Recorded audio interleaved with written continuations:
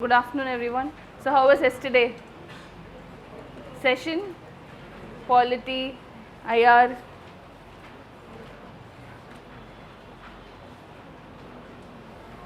So, did you go through the material before coming to the class, or just yesterday after you got the material?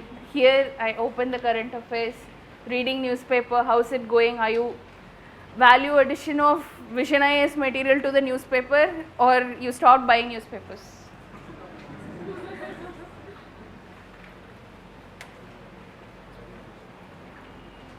No answers. Value addition. Good. So I can consider that you have all studied, you have just here for revision. So are you giving importance to art and culture and environment section? Are you giving importance? Or see, this is the first time we have included art and culture session also in our current affairs. Let's see how is it going. So did you go through the material? How many pages are there? Not more than 7-8, so I won't take again much time of yours as usual. So if you go through the art and culture content, there are about like 4 to 5 tribes we have discussed, which is in the current news. We'll just see about them. So when we talk about tribes, what are the things that we have to keep in mind? Leave the content, just tell me in general what all you will see. Which state? Okay, location. Festivals. Occupation. Okay, dance forms. Okay, let's say performing arts of the tribes, and then location, and then their occupation, and then language. Yes, there are tribes who are known for their language. Anything else? Yeah, location is, she has said already. So when you try to study tribes and also know whether they are important for what feature, everybody have their own distinctive features because they are going to get extinct, less number of people, or their language is something very unique, or it has taken the place in UNESCO's oral and intangible heritage, and if they have any GI. So these are the features that you have to look with respect to tribes. So we'll see these tribes now very fast. So let's say in your book there's 8.1, 8.4, 8.5, 8.9 and 8.8. Okay, 8.8 is not a tribe, but I have, considering there also people, so I have put them in the table. So I have just summarized these 5 points into one table. Okay, so let's just see fast. Asur. So from their name, whom are you thinking about? Mahishasur. Okay, you all right. Okay, good. Okay, so this tribe think that they are the ancestors of Mahisasur, and they don't celebrate Durga Puja. So they mourn during those 9 days, they don't come out. So why they were in news? JNU event. Okay, so Smriti Irani said something. Okay, so this is it. So what was their occupation? And then they are at very low literacy rate also. These people and the Bonda tribes, they have a very low literacy rate, and they are considered themselves from Harappa and Mohenjo-daro civilization. Don't worry, the slides will be shared in your in the online platform in the PDF format. You can download it. Okay, you can go home and then you can download these slides. So where are they located? Jharkhand, West Bengal and Bihar belt. So there's one corner where you can make a intersection of the 3 states. Okay, so they are there. So they were iron smelters, which means they had a way of making weapons. It was said, it is just a theory which was not exactly proved. During a very long back, their weapons were used for fighting and all. So now they forgot. So all these are becoming extinct. What they have cultivated for long ago from their ancestors was not given importance. So all these now it will be taken into consideration. So the next one, the Siddi tribes. Anybody here know about Siddi tribes? from any people from Karnataka? No. So you know about Siddi tribes? Okay, see, the Siddi tribes are people who are from Africa. They are not sons of the soil. Usually for tribes in our constitution, in the law language, we consider tribes as sons of the soil. The Siddi tribe people, they have come from Africa. They are descendants of Africa, especially the northeastern Africa. From there, they were brought to India by the Portuguese as slaves, and then by the Arabs as traders, and then the Mughal rulers, they came as soldiers, that is mercenaries. Okay, so they came to India like that, and then escaping slavery from the Portuguese, they entered into the deep forest of the Kerala, Karnataka and Andhra Pradesh belt. So that is where you will find this Siddi tribe. Still they look like Africans, you will not be able to make distinction. So when you go home, just take a time to search for MTV, there's music, open music, Yere Ere. Okay, so it's about the Siddi tribe's original song. It is so nice to hear. You take time to see, it will be very nice in their original location and all. I don't know exactly, it was Sneha Kulkarni, some Kannada. Yeah, she has did for MTV song some strip or something for especially this tribe song. It's very nice to hear. See, especially art and culture, don't try to read theoretically. You have the content, immediately Google the image, Google some videos. It is a very easy way to remember the cultural aspect.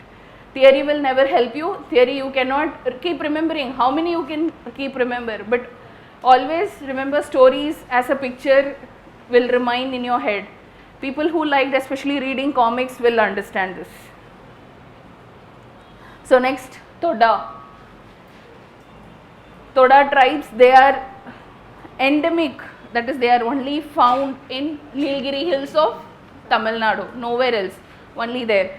So what are they known for? They are very less number, they are on the verge of extinction, only hardly 700 to 900 people. So how do they do their, what is their way of living? They still in their very own whatever culture they had before, they still follow the same thing.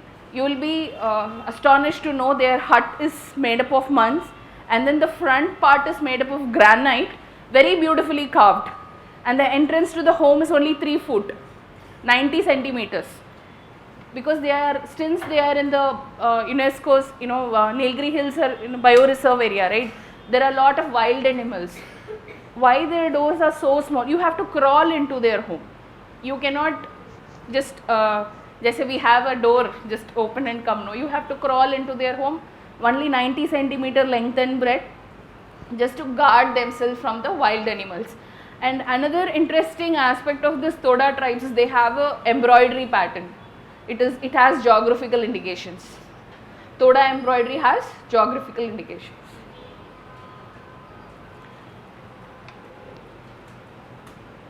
They practiced polyandry before, not now. There was female infanticide.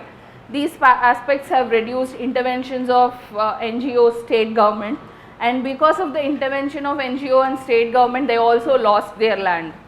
The intervention had both the sides, both positives and negatives. They lost their agricultural land.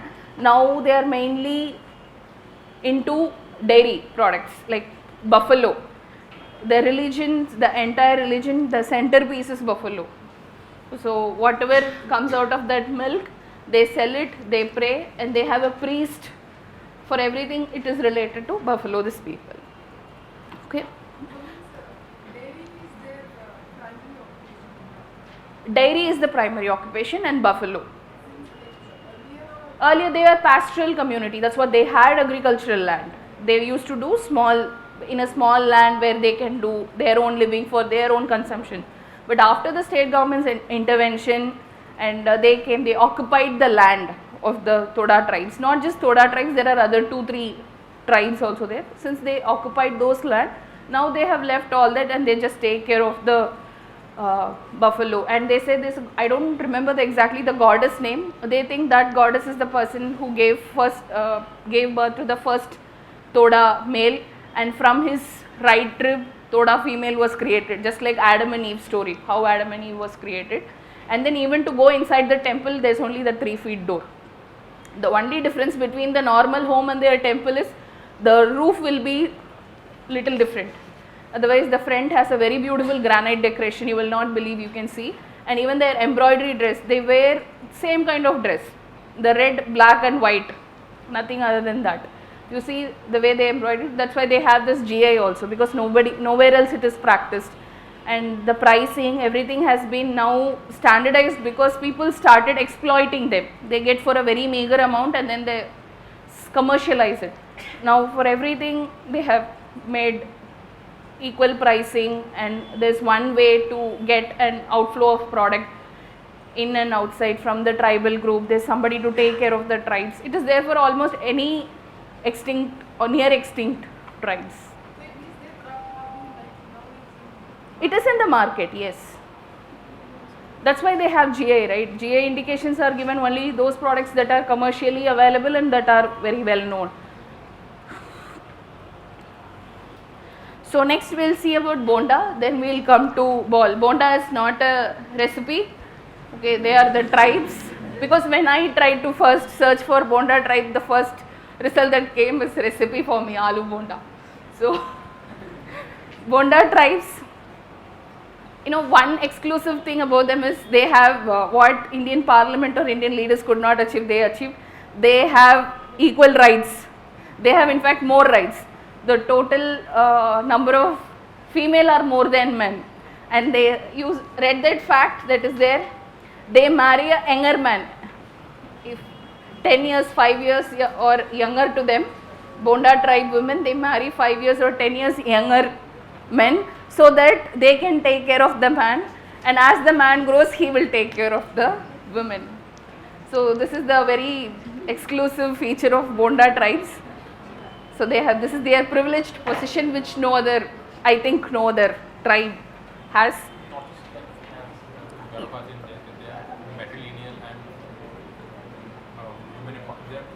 Women empowerment. Northeast. Not women empowerment, I am just telling you, they have what nowhere else they have, even our constitution don't have, that you have to marry. Oh, it is okay, the word may be wrong, but this is what I was just trying to tell as a fun fact. Okay, it was just a fun fact to say that if you say that you are going to marry a 5-year or 10-year younger to you, how will the society or the newspaper see? So that is the difference. That's what I was trying to say. And this was like girls, they believe having the during their period, they'll be staying in the You're talking about community living. It's not in this tribe. No. That is another tribe in Chhattisgarh. I forgot their name. There are a lot of tribes to remember. There's one more tribe in Chhattisgarh. It's some Gonda or Gons, yeah. They live in the community living. Yes, and whoever they see in the jungle, they have to marry that. No, it's not like that. No, not like that. Don't go into the marriage part of the tribes. They hardly ask a question. Okay, so Baul, they are not a tribe. So they are mainly found in West Bengal and Bangladesh area. And then these people, the Baul people, they are either Sufis or they follow Vaishnavism. Okay, they are known for the instruments that they use for the Baul songs, that is folk songs. So that instruments I will show you. So this has been, the way of dressing is also different, and they have taken a place in oral and intangible heritage of humanity by UNESCO. So few images. See, the first image is the Siddi tribes. They are very alike like Africans. And the second one is what I said, the Toda tribes. Niche, it's the Baul tribes, sorry, Baul peoples, the instruments that they use for their folk song.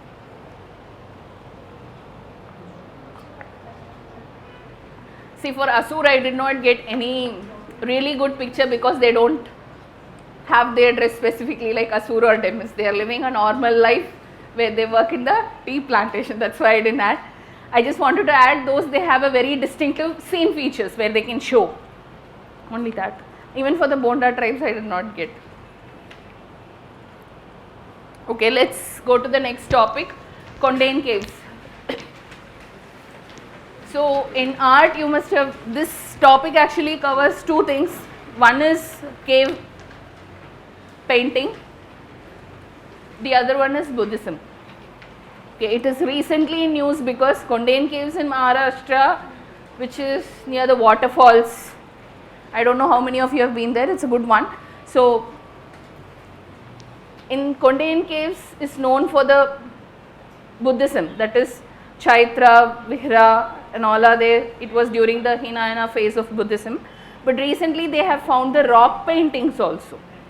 The paintings, not like very elaborate and detailed paintings like Ajanta and Ellora, very simple painting that is shown here, which shows the daily life.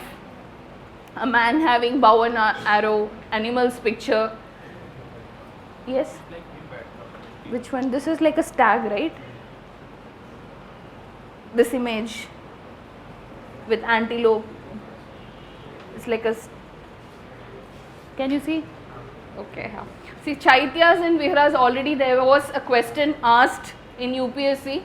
With respect to Buddhism, monastery is very, very important. Whether it is about what is Viharas or you take in detail where the Viharas, the monasteries are there at present in India. Last year also there was a question. Under Buddhism, always give concentration to monasteries and then the Chaityas and Viharas. These are the repeated topics. Okay, you know the difference between Chaityas and Viharas, right? Do I have to go in detail? Still it is there. Okay, we go next. Okay, another is Jagor folk dance. This year Republic Day parade, anybody did you attend? Our Day parade, did you watch? Okay, so this is the Jagor folk dance. This year we had it in our Day parade also, and it is a folk dance of Goan people, especially one specific village. So this is a dance drama. They actually don't have any continuous story in it, unlike other dance dramas. This is again performed by two types of Jagors. One is Perani Jagors, the other is Gauda Jagors. I'll tell you why. Because since they have mentioned Hindus and Christians together perform this Jagor folk dance. This Hindu Jagors are called as Perani, the Christian Jagors are called Gaudas. Okay, those folk dances which have Mahabharata and Ramayana, where they perform, it is performed by the Perani Jagors, and the instruments, the background music, it is given by the Christians, that is the Gauda Jagors. That is how they say they perform together. And why they perform this is, it is said during the Portuguese invasion there were 12 Jagors, Jagras, the name of the god. It is believed that that god took care of this agricultural land and their own life and everything. But then after the invasion, almost 10 to 11 is destroyed and only one remained. And for that, during that period there was lot of natural calamities, they lost there was not good crop and everything. So after the intervention, they together left their Hinduism, Christianity differently. They joined together and then they perform this once in a year, where the Hindus offer oil and Christians come with candles. It is just a fact for you so that you can remember. That's it. So they come together and pray to God so that they are guarded from the natural calamities, and the agriculture land is also taken care of and there is a good growth. It happens throughout the day, like as in once in a year it happens, and it happens from day till night where they don't sleep, so that the rest of the 364 days they believe that the God will take care of their land and their life.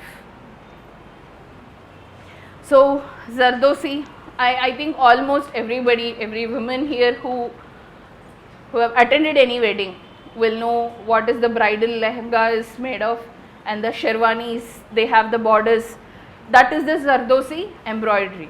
Okay, so it was at its peak during Akbar's period, and it During Aurangzeb's period, it lost its patronage, and this Lucknowi Zardozi has its GI. It was just for you to remember again this picture. Zardozis, again, they are different kinds. They use during those days, during the Mughal period, they used the original diamonds, pearls, gold threads, silver threads, original. And now everything is artificial. We cannot even afford so much. So this is the Zardozi.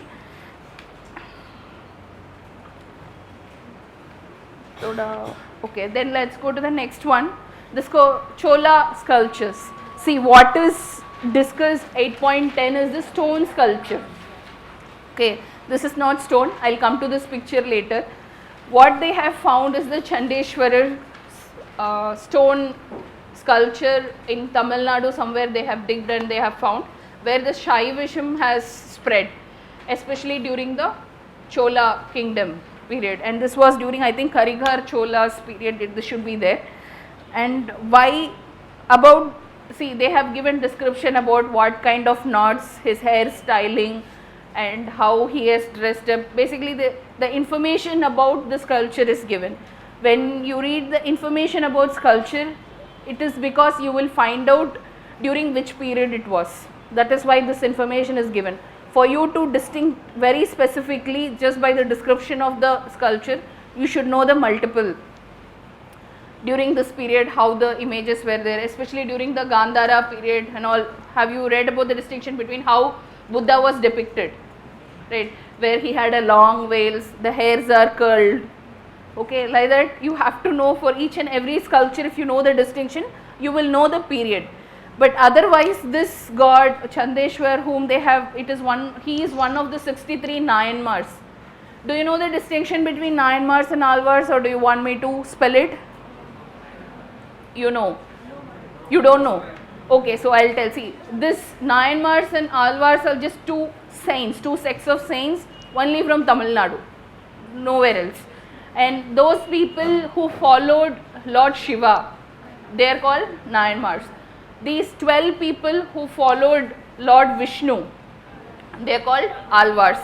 Both the saints, they are from different communities. It was since it was during the Bhakti movement, they were not restricted to Brahmins. They might be from a very low caste or Kshatriyas. Women were part of, women are each part of Nayanmars and Alvars. They sang songs in praise of their respective gods whom they showed love. Andal is for Alvars. Okay, Karekal Ammayar is for Nayanmars. Okay, so there are about 1,000 hymns sung in the praise of each songs. When you can know this fact, under Alvars there is Divya Desams and Divya Prabhadams. Divya Desams are 108 places where Vishnu has his place all over India. Banke Vihari is one, and rest of the places are almost in south, and there are about 1,000 hymns sung about him. Those are called Divya Prabhadams. And with respect to Nayanmars, 63 Nayanmars each have written 100. And under various names these books are there. You don't have to remember so much, and it is very difficult also.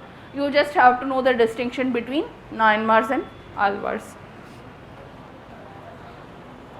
Yes, that's it. And then Panch Tirth, B.R. Ambedkar. It's a very simple topic. What the government of India's initiative to do about B.R. Ambedkar's birthplace, where he resided in London for some time and then he spent at Mumbai and all these places.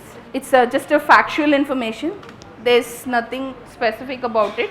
And yeah, this image, Chola sculptures, I want to talk about it because during this, do you all know about the lost wax technique used for the bronze sculptures?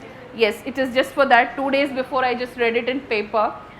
For the first time in US, there's a series of lectures about art and culture.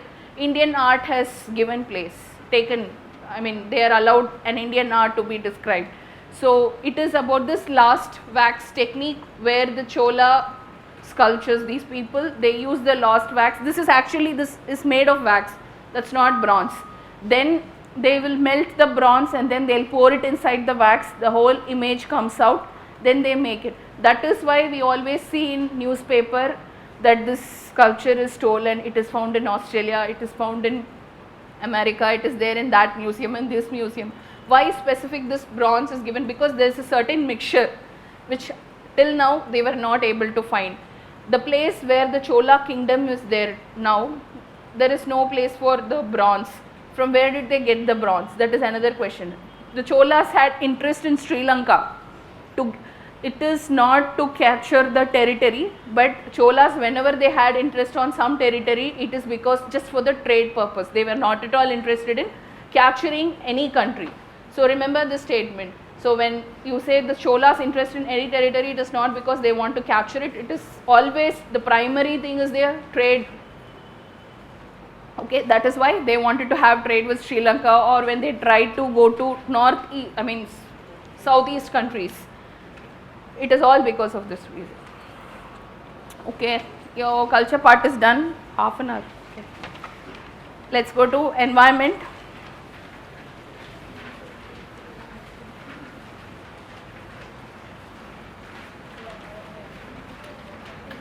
So any doubts in the culture part? Was it clear? Trust me, you don't have to go read it again. I have told you each and everything. If at all you want, you can go listen to that song. Next is environment. So categorization of polluting industries. So I just use the background so that you know red, orange, green and white in the order of polluting industries. So they said how do they put it in different order is through polluting index. So what is polluting index? I have written there is one statement which was actually missed in the book. It measures the level of emissions that causes air pollution, effluents that contaminate water, hazardous waste which includes dangerous chemicals and consumption of resources which exclusively use natural resources. So this is how pollution index is made. What it measures? What is pollution index measures? So what are the causes of concern? Next, what is there in the book? It's again here. So under red there are 59 types of industries, mostly coal based power plants, fertilizers, oil refinery, nuclear issues. And then before there were 5 years of environment clearance, now they have reduced to 3. The next orange from 10 years to they have reduced to 5, and for green it was given for lifetime from 10 years, and for white you don't have to get clearance only. We don't know how far this is going to hold, but for at least now this is there. Maybe in future after 10 years also this can change. So tobacco industries comes under.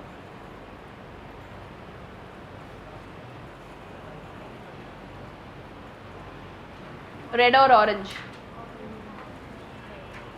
Okay, it's a homework. Okay, next is art of living. That's what I gave you, a homework. Okay. Yamuna floodplains. Art of living. How many of you attended the cultural festival, or who follow Sri Ravi Shankar? Nobody. I thought I'll have a debate here today about art of living. Why did he use floodplains? About the issue. Seriously, no one. Okay, you attended the festival. Okay, then no point.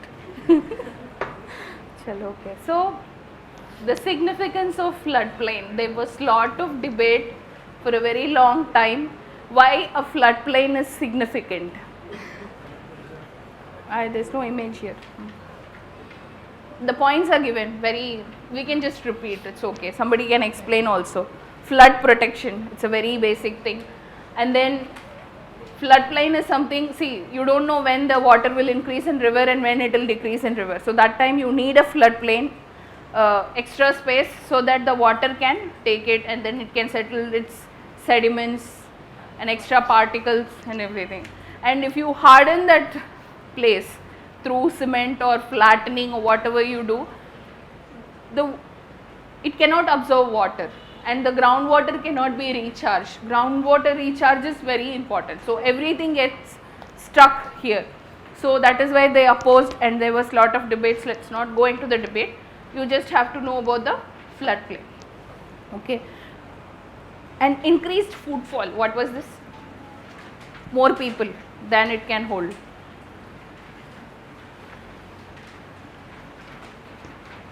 So see, here they have significance of floodplain. There is a point, recreational industries and ecotourism.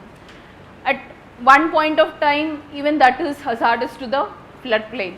It can give life to so many people, recreational work and ecotourism, but even that, if it is not taken care of properly, and if it is not streamlined, and if it's not checked time to time about the garbages that is thrown, what kind of work is happening, if they are allowing the boat, it is going to run in some kind of fuel, and then other every small recreation activities you allow near the floodplains, at one point of time they are also going to be a drawback. You just have to make sure how you put exclusive significance, and those significance that are for time being they are good, but at certain point, after certain point of time, if it is not checked properly, how it is going to trouble again. So next is climate engineering solutions. So okay, we had before time we had about IPCC, UNFCC's program, then we had initiative taken by government, Solar Alliance initiative, now we have climate engineering solutions. So climate change have now become part and parcel of life, not just UPSC preparation, it is just part and parcel of life, you have to take care. And another video I would want you guys to go watch is a TED talk by a Bhutan minister, somebody. It is a very beautiful 15 minutes video, TED talk.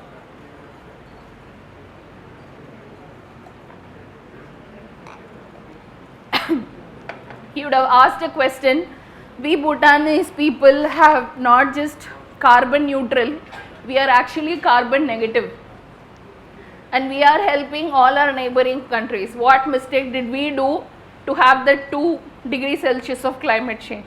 It is a very beautiful video. Even if you are not watching the song, please do go watch this video, okay? I wish I can show that 15 minutes video here, but there's other subjects to cover. But take an effort to watch it, just Google it in YouTube, you will get it. You all watch TED Talk shows? TED Talk is really good, watch it, and especially this video, you please do take an effort to go watch. 3 homeworks I have given so far. So what are the different engineering solutions we have for climate change? Without seeing the book, okay, leave the 2 types, what that's coming to your mind from what you have studied. Categorizing, let's categorize later, what that's coming to your mind. Don't see the book, look here. Solid particles in air to reflect more sunlight. Air? Aerosols. No, I am talking about the solution. Black aerosols you are talking about. Throw aerosols in the air, they will reflect sunlight back. Okay, this is a process, one process. Next. Adapting for renewable energy. Renewable energy, okay. Placing glass mirrors. Placing, you have read, I won't accept this. Okay, yeah. Organic farming, it is not a, what do you say, organic farming is a very location specific feature. Overall, if you have to take care in a very broader way, organic farming will not help. Organic farming will take care of your food security, first thing, and then even in organic farming there is a release of methane. It is a very, how many acres of organic farming you can do maximum? It is not a viable solution. I am talking about a viable solution. Okay, now that is still in papers. It's still in theory. There are so many things still in theory. For example, I'll tell you this marine cloud brightening and space sunshade. It is, when you read it, it feels, and it's a very superb, if it is workable, our climate change, we don't have to think about the problem. But when it is going to happen, how many years it's going to, they are going to put in research, how many crores is going to go for research, how many papers are going to be released, how many trials, we have no idea. In that case, steps, theories, in theory, we have so many steps to take care of the climate change. But actually what is possible? Like one is this biochar initiative, where, and then the carbon sequence, CCS. These two are one of few things which is actually workable, and there are few industries. US is some, I think United States is somewhere around for 4 decades they are into carbon sequence. Now the word has become very glossy, everywhere they are talking about carbon sequence, but they are into carbon sequencing for about 4 decades. In India it is still in theory, we will do it because we don't have so much money to invest, resources to invest there in that part. Biochar is another good thing when it comes to using as a as a soil replacement, and the growth, they have shown difference between in the normal soil and the biochar and everything. So these are the few climate engineering solutions. You just have to know, because they might ask a question in mains specifically about biochar or specifically about carbon sequence, anything. Okay.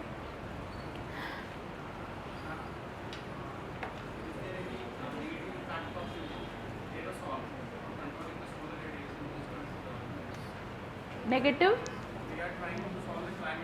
See, every solution that we are having down the lane, it always has, that's what I said. When I spoke about floodplains, when I gave an example, they have given the significance for ecotourism and then recreational activities. Till one point of time, it will be so good. And then there will be some set of people who will always find problem with, that is what is called research. There is going to be a negative. One is health, human health, it gets affected. Okay, if you want immediate direct impact is the respiratory problems, human health problems.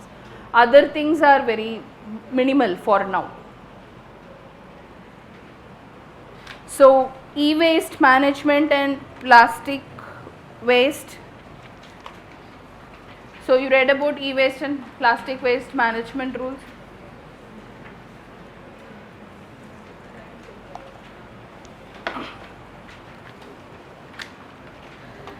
See, the government has changed the rules from 2011 to 2016.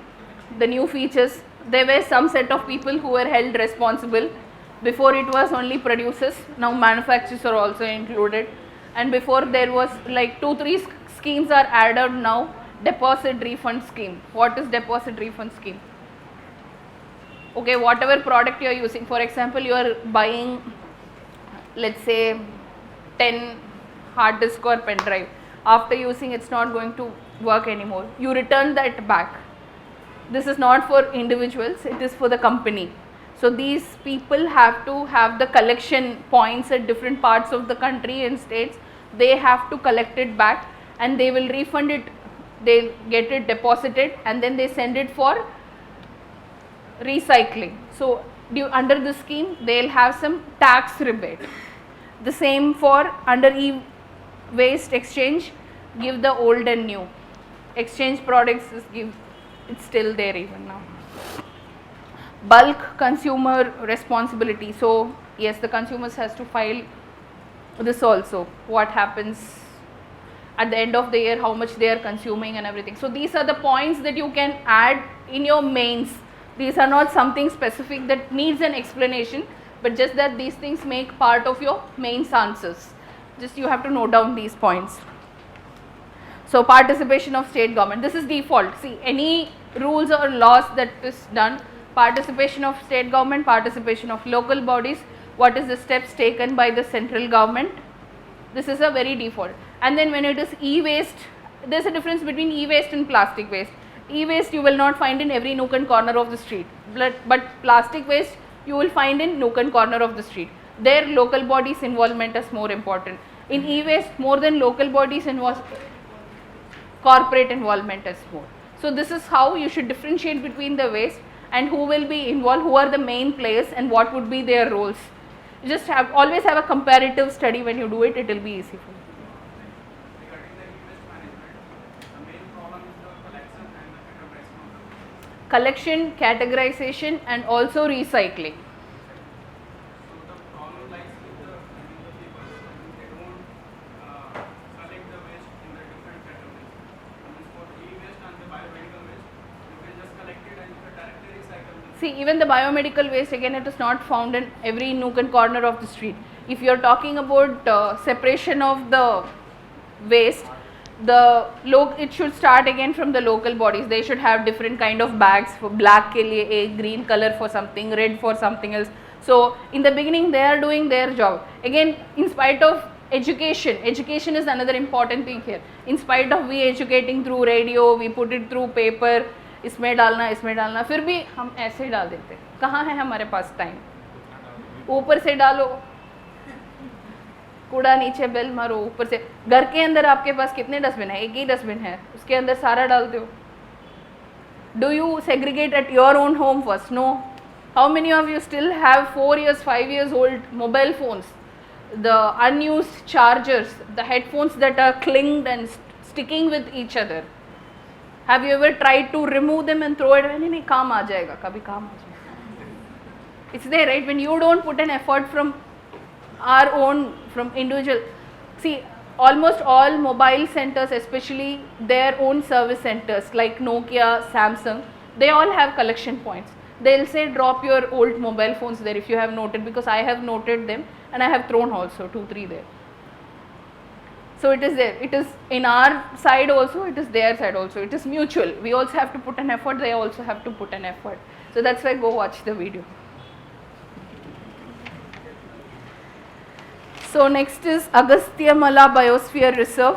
So this comes under UNESCO's heritage site.